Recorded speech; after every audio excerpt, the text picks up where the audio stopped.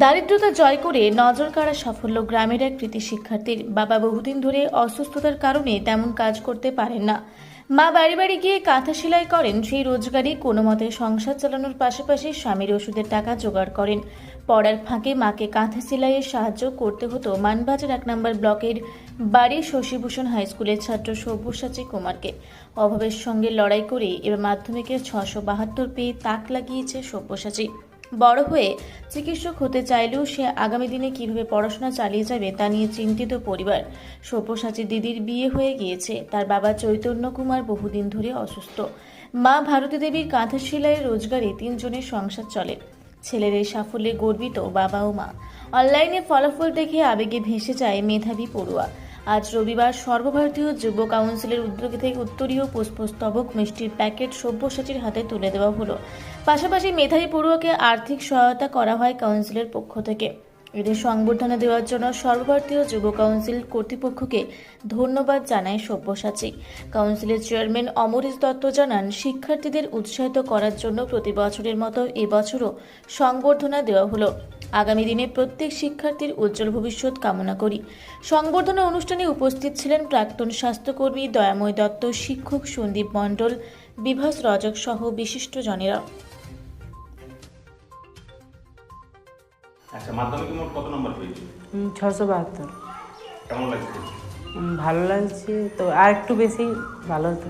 আচ্ছা, এই যে নাম্বার পেলে, এই যে সাফল্য, এর পেছনে তোমার মূলত কার কার ভূমিকা রয়েছে?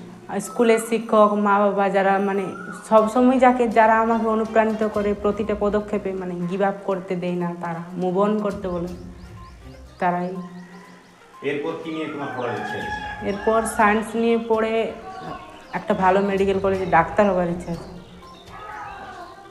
ভবিষ্যতে মূলত স্বপ্ন কি রয়েছে? ডাক্তার হবো। তোমার পছন্দের খাবার কি? মোমো। প্রিয় লেখক? প্রিয় লেখক ওই বাংলাদেশের হুমায়ুন আহমেদ। প্রিয় কোনো সাহিত্য বা উপন্যাস?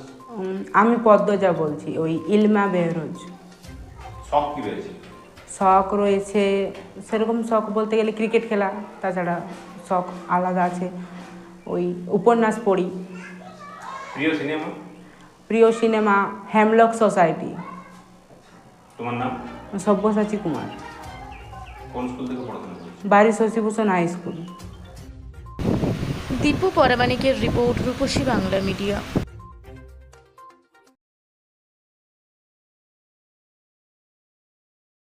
পুরা ব্লকের লধুরকা গ্রামের অদূরে অবস্থিত দৌলত পাবলিক স্কুলের দখলে থাকা বেশ কিছু জমি নিয়ে শুরু হয়েছে আইনি জটিলতা। 1197 দাগের যে বেলাবাহল মৌজা এবং 2239 দাগের যে লুধুরকা মৌজা, এই দুটো জমি আপনারা প্লিজ কেউ কিনবেন না, কারণ আপনারা বিপদে পড়তে পারেন, আইনি একটা লড়াইতে পড়ে যেতে পারেন। জমিটা একদম ডিসপিউটেড, ফলে একটু সাবধানে থাকবেন।